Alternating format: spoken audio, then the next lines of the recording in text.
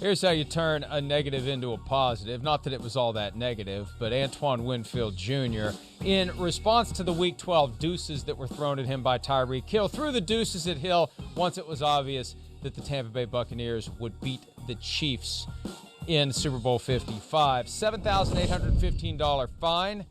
Antoine Winfield has matched that fine with a charity donation, which is awesome. And the Buccaneers are matching it as well. So more than $15,000 is going to go to a middle school in Tampa. Now, Hill has been fined in the past. There's this argument going around that Hill has never been fined for throwing up the deuces on his way to the end zone. I interviewed him about it several years ago before he ever was fined for it. In 2019, they got him for it at least once. 10 grand plus was the fine then. And there's a difference between, I'm not defending it, there's a difference, though, between when you run to the end zone and you kind of throw that up on your way to the end zone and getting in a guy's face and sticking the fingers in his face, because the whole purpose of the rules against taunting are to prevent the kind of behavior that could start a fight on the field. And what Winfield did is more likely to result in pushing and shoving and punching and kicking and everything else that goes along with fighting than what Hill does. Although Hill should have been fined for it every time. It's taunting every time. Yeah. And it's amazing the number of those that get missed. But when you go right up to a guy after a play and it's just you and him, and you're in his face, stick your fingers in his face, it's unavoidable that it's going to get flagged. It's unavoidable that it's going to get fined. And it was worth every penny for Antoine Winfield, because he was waiting all those weeks for that opportunity to give it back to Tyreek Hill after seeing the deuces in Week 12. That's right, and he made all that extra playoff money, so he could afford to throw a few dollars out the window. But I see it like you do. I mean, yes, by the letter of the law, it's taunting, but I look at it more as like it's not to anybody specific. It's like Deion Sanders high-stepping into the end zone when he used to get a pick six or return a punt return for a touchdown.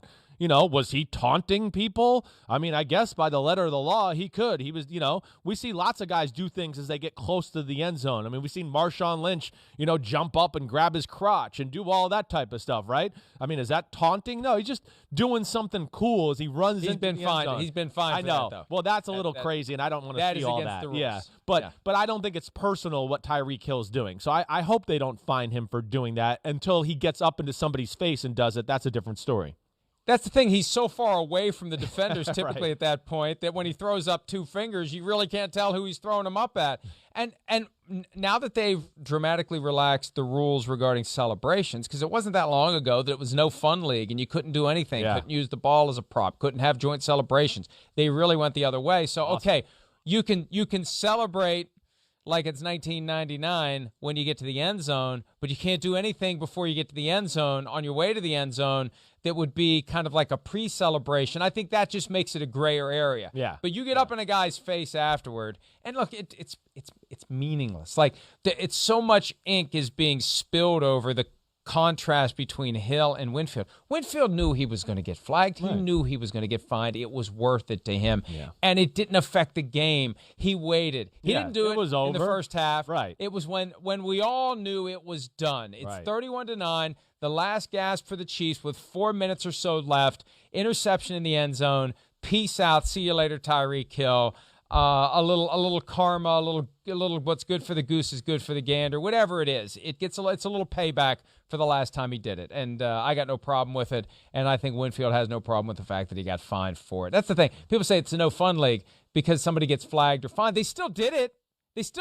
Right. Like, we still got to be entertained by it. Yeah. Why do we care if somebody's got to write a check out of their disposable income to the NFL when that money goes to charity anyway? It's just an involuntary charitable contribution. Yeah, no doubt about it. No doubt about it. And listen, it's football. It's a game of emotions. Sometimes that gets to you.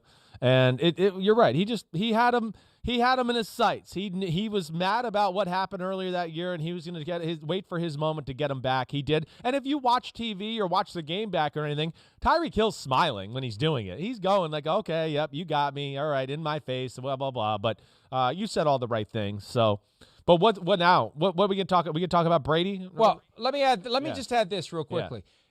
Yeah. It could be in the NFL's interest to change the name of the fine to something that better connotes where the money goes. You're right. It's almost like a swear jar, that not that you don't want to encourage the behavior that would be punished financially, but the one thing that rarely gets discussed is this money goes to good causes. This isn't getting stuffed into Roger Goodell's pocket. He doesn't get a bonus at the end of the year for the number of guys who are fined. He doesn't get a cut of it. The money all goes to charity.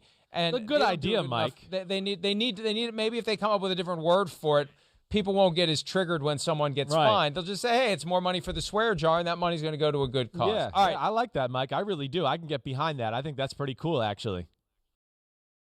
Hi, I'm Mike Tirico, and thanks for watching. Make sure to hit subscribe for the latest news and highlights from NBC Sports.